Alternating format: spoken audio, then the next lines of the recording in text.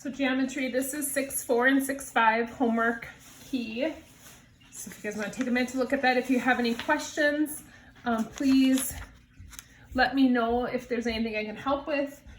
Shoot me an email. We can set up a Google Meet where I can send you just a quick video or explanation. We're going to get going on our last section of the chapter, which is section 6.6.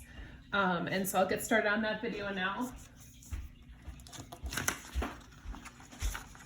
Mr. Donahue just said hi to you guys. So, proportionality theorems. So it asks us if these triangles are similar, and then how do we know? And then if yes, we have to write a similarity statement.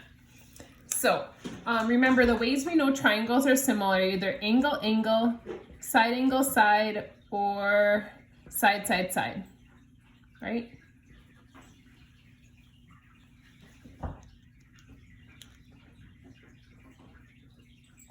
So we have those three reasons that triangles can be similar, so we have to look at this one and decide.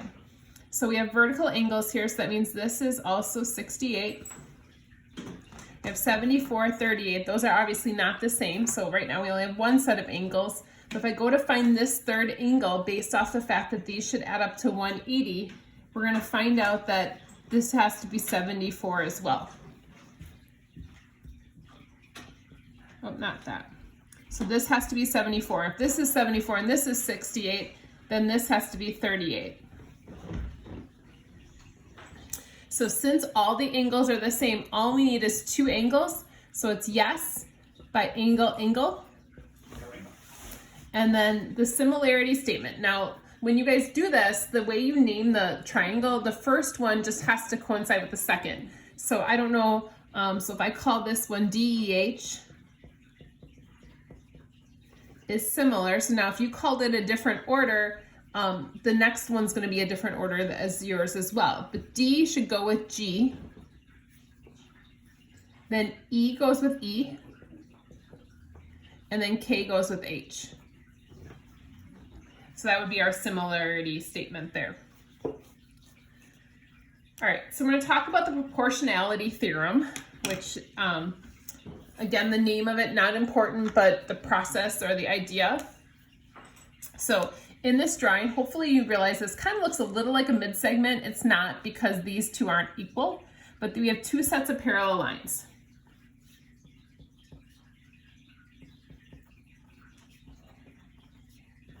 So if lines are parallel, then we're automatically going to be able to assume that we have some proportional parts. So rather than using two letters, I might use little lowercase letters. So I'm going to call this little distance M.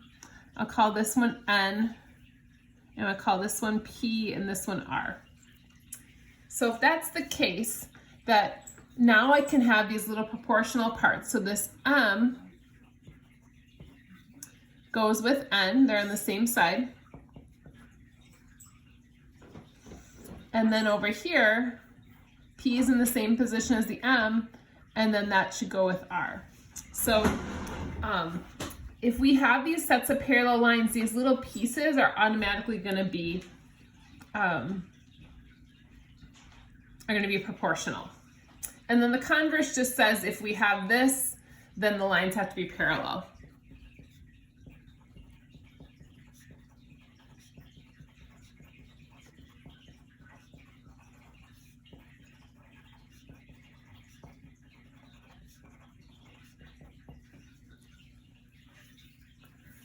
So for example here, they tell me RT is parallel to UV. This is parallel to that. So again, I have this situation here. They give me SV is 3, VR is 8, UT is 12, and they want us to find SU and then also ST. Now, again, we have these parallel lines. That means these parts are all going to be proportional. So I don't have to draw these out as two separate triangles. So I'm going to start with this 8. Should go with 3. And then since 8 is in the same position as the 12, they're going to be in the same position in this triangle, or in this proportion. 12 should go with X. 12 times 3 is 36. So I find out x has to be 4.5. So that's my SU is going to be 4.5. And then ST, if this is 4.5, I just add these two together. So this is going to be 16.5.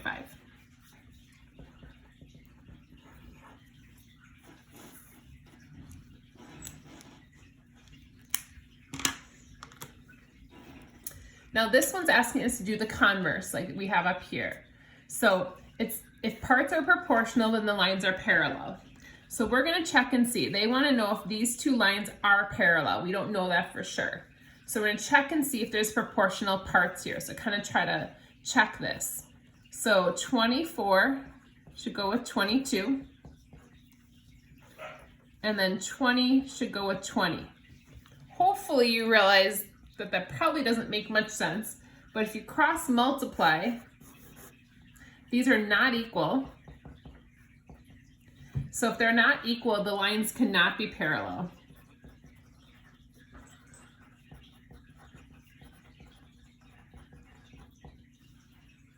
Okay.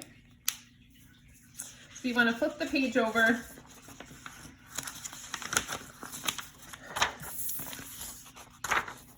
Now this also works even if it's not a triangle.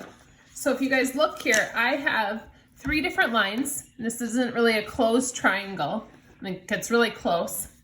But we basically have these 3 sets of line, and so I'm going to tell you guys that these are all going to be parallel, or I'm going to say they are. So if AD is parallel to BE is parallel to CF, we have a whole bunch of little proportional parts. So it's kind of like as if we had a little triangle here. So I'm going to again use little letters rather than 2 letters to name a line. So AB, I'm going to call M. I'm going to use different colors just in case you can't quite tell what I'm saying here. Then I'm going to call this one N. Then I have P. And let's call this one R. So same idea as before, proportional parts.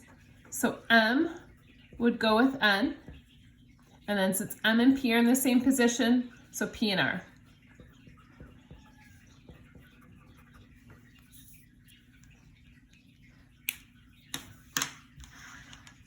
So in this drawing, they tell us, sorry, this is from when I worked at Cedarburg. So I said we have Bulldog, Cedar, and Berg streets, all parallel.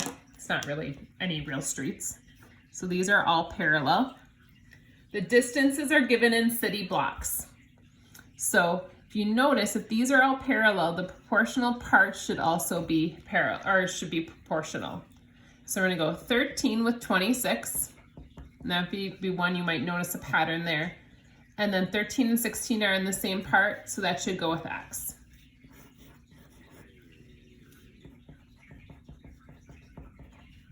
So I find out X has to be 32.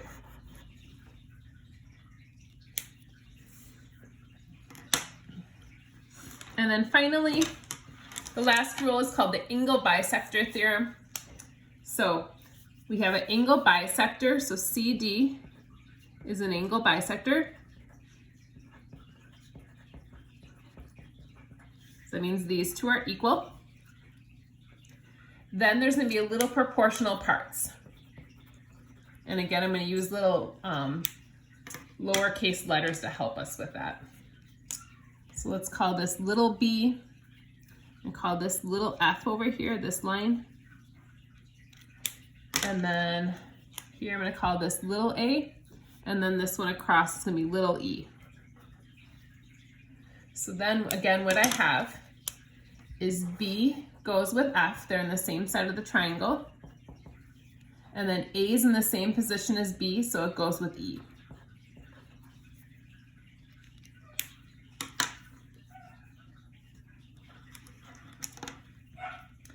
So in this triangle here, 17 goes with 10.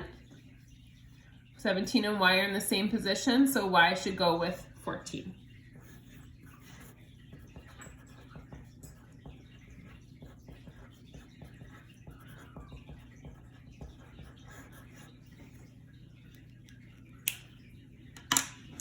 And then finally our last one here. When we go to set this up, 24 doesn't go with 40 because that's not this little segment here. 32 goes with x, but this one, I have to represent this in terms of x. So if this is 40 and this is x, if I go all the way here and then I'm left with this left over to figure this out, let's say this was 25, then this would be 40 minus 25. So I'm going to write 40 minus x here.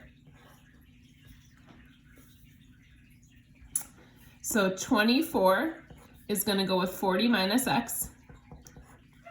And then 32 is in the same position. It's going to go with x.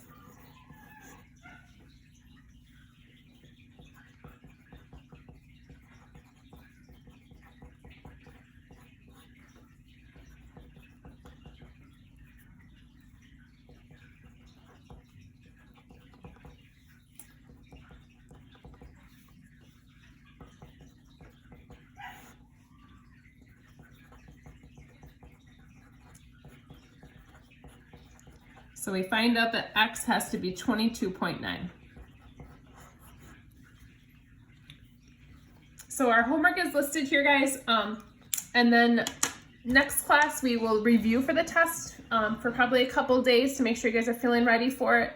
So please make sure you guys are checking in if you guys are struggling at all. So here's our homework, and we will hopefully that goes well. So make sure you guys kind of follow along with notes and help you to do the homework. Take care. Hope you guys have a good day.